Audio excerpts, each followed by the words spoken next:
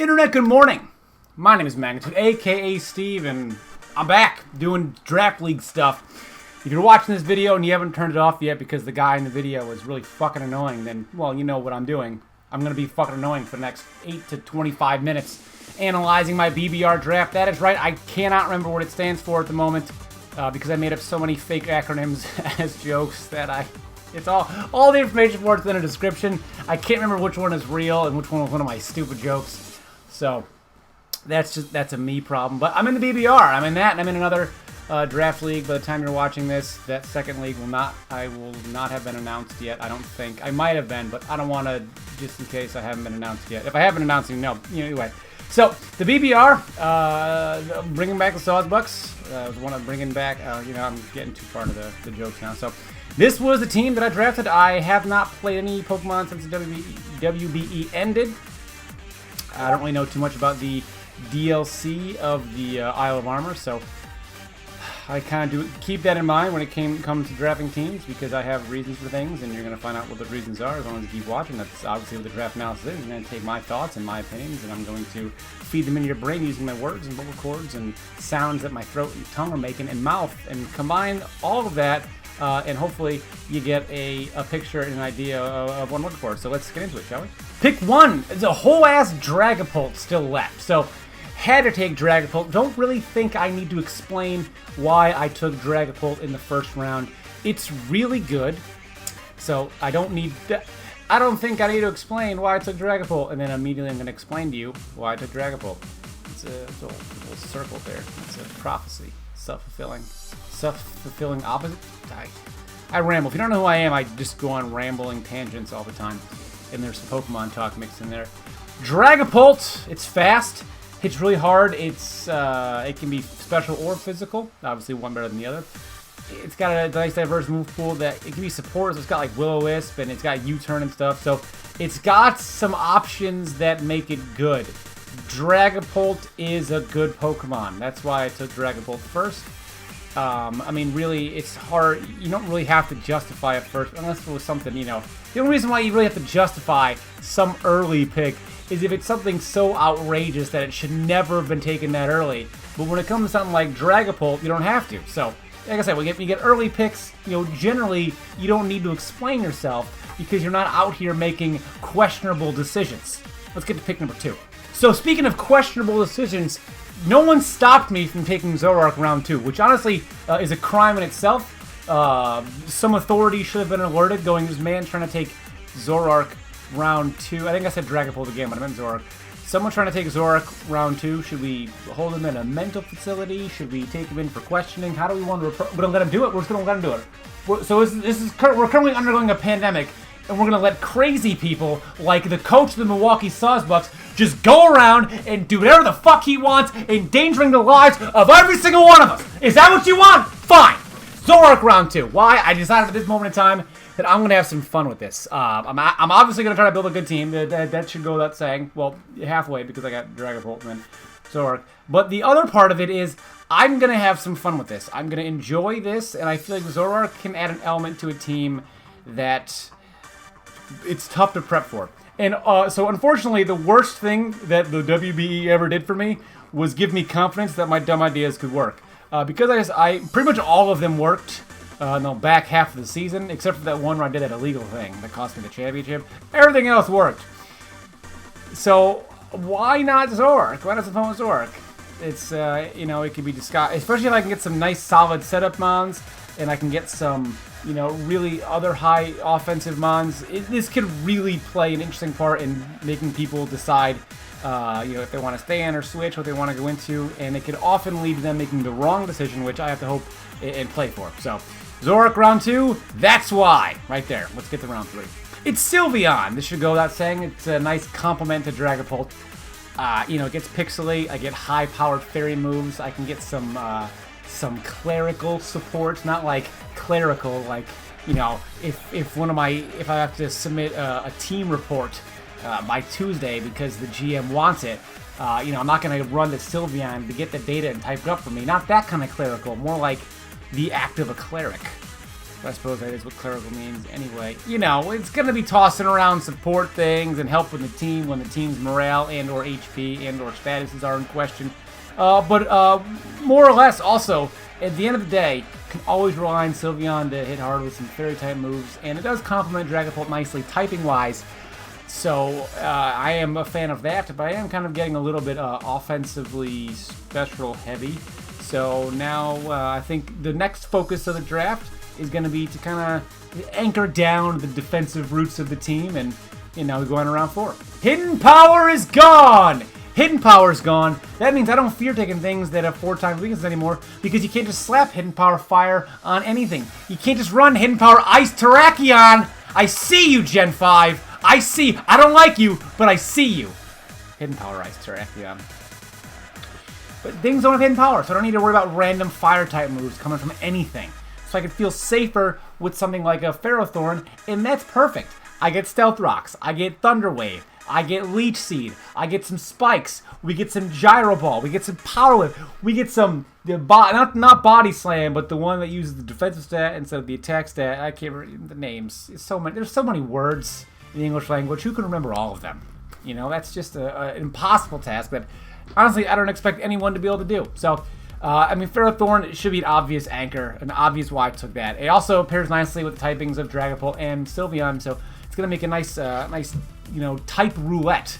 Opponent's going to have to kind of try to shuffle between those, if I bring them all, of course, and kind of decide which one's coming in, what the best move is going to be with it, and a lot of variables taken into account. Also, you know, a solid defensive pivot, so I can come in, sponge a hit, maybe deal some damage back at Iron Barbs, and then go out to an immediate threat. So now let's get the 5th round pick. Remember that time I said Hidden Power's gone and I was super pumped about it?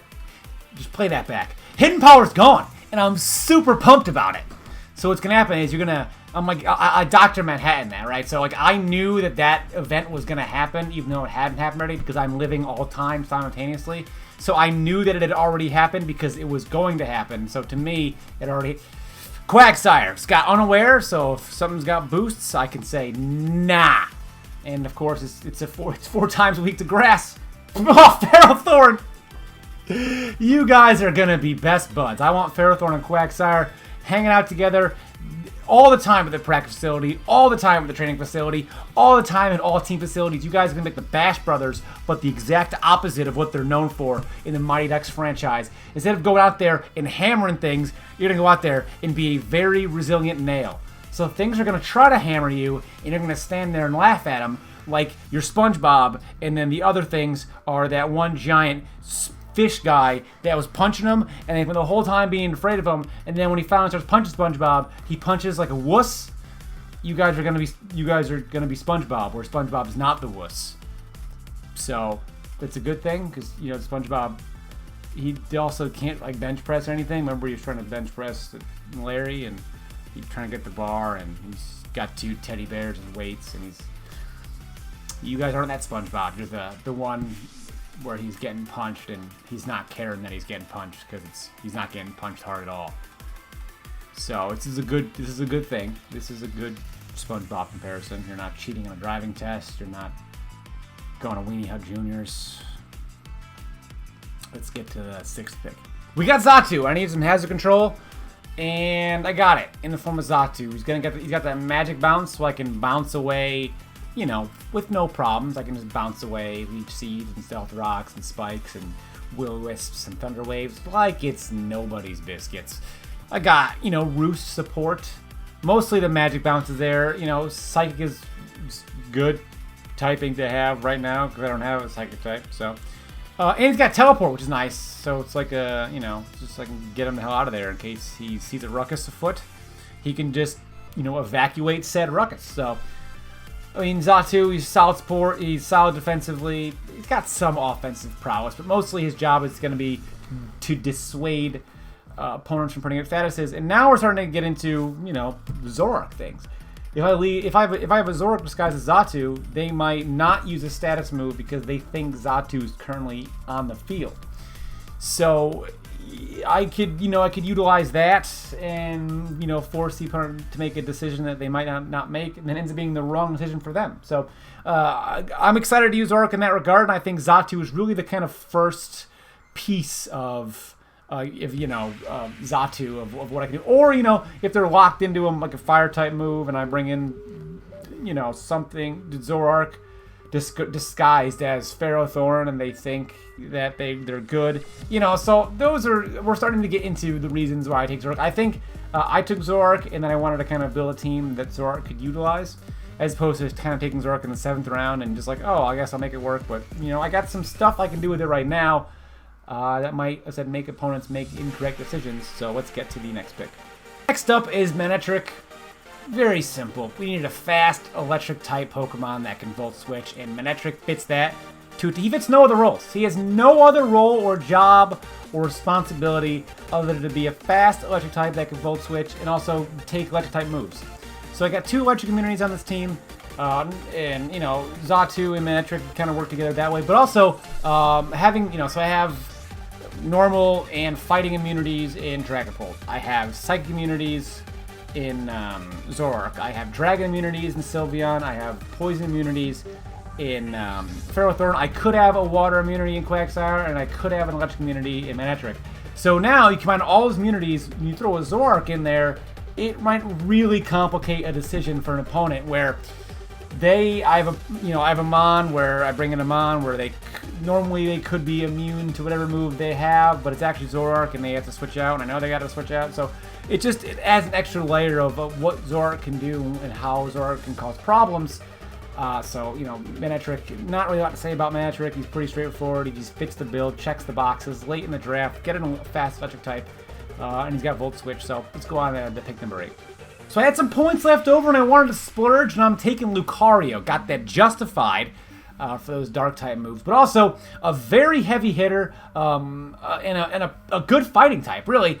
And he's very versatile, Can run Swords Dance, can run Nasty Plot, can run Calm Mind, you know, Vacuum Wave, Bullet Punch, Crunch, Dragon Pulse, Close Combat. Just a cornucopia of viable moves. And this late in the draft to just get some extra heavy hitting off, because heavy, my tongue is blue. Why is my tongue blue? Oh, I'm eating the Airhead candies. Oh, I was gonna say, what do I have, disease? No, I'm showing support for Lucario. It was all for Lucario. It was all just in support of drafting Lucario. But Lucario, a very versatile option. Man, I remember when Fortune came out, Lucario first came out, and it was just so hyped because it was so good. And he's obviously lost some of its luster as more Pokemon have come out and time has gone on, but Lucario really can hit hard on either spectrum. He's quick, he's a little frail, but hopefully using the rest of the team as defensive pivots, I can get Lucario in scenarios where it'll excel offensively. Solid priority, just back end of the draft, I think a very good pick. Let's go to number 9. Claydol, so I can have a really defined rapid spinner. Claydol at this point in the draft is more of a filler than anything. I might make some moves with the last 2 picks over the course of this season for, picking up Mon and seeing what holes my team needs to fill. But Claydol really, it can rapid spin instead of just needing to defog. I mean, it's got Scorching Sand, which is cool. But other than that, I mean, a ground immunity, I guess, to help protect Lucario a little bit more. But, just an extra utility role at the back end that I think could have its uses.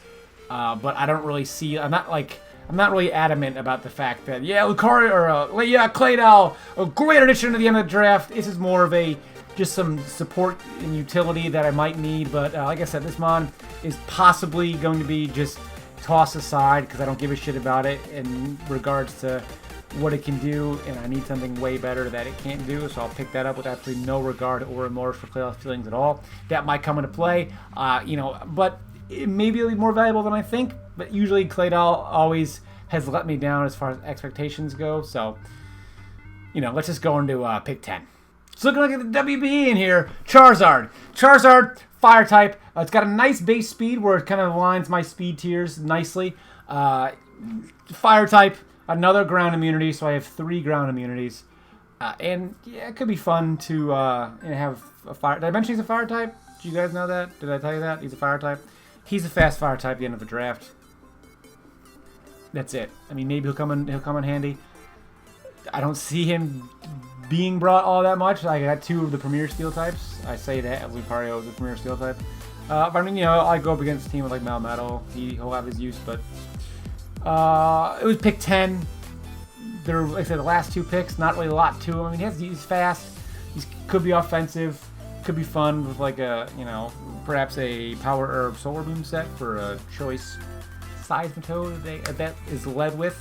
You know, things like that. But it's feeling like the WBE in here. We got Manectric and Charizard. But so overall, I like my team. I think it's solid. I'm not overjoyed with it because I wanted to get Scyther and it was taken from me very aggressively, and Scyther would have made me feel a lot better about it. But as far as functionality goes, it's fine. It's better than fine, I think. Also, I haven't played Pokemon since the DLC came out, other than some random, you know, doubles online. But so I don't really know what got good or better with the DLC. Like, there's a lot of new mons out there. I don't know how they fit in the meta. So this league is going to be really a precursor to me learning how the new meta plays. So we'll see, right? It's going to be fun. It'll be fun and interesting, and I hope to see you guys stick around for it. And also, this video is me uploading again on a regular basis. So you'll be seeing Call of Duty videos and Pokemon videos again, and some Digimon Re-Rise videos. I've taken a break for a little while. Just, you know, my new job was kicking in and stuff like that. So just took a little break, but now we're back. In case you made it this far and you care about that. So we're doing YouTube again. If you guys are still watching, great. If not, then you aren't going to hear my message. You can go fuck yourself. Because honestly, if you're not watching this video at all, then you're not going to hear me telling you to go fuck yourself. And if you're not watching this video, you're not going to even care that I'm saying, if you're not watching this video, go fuck yourself. So you shouldn't even be offended if I tell you to go fuck yourself. Let's make some videos, right? Let's do it.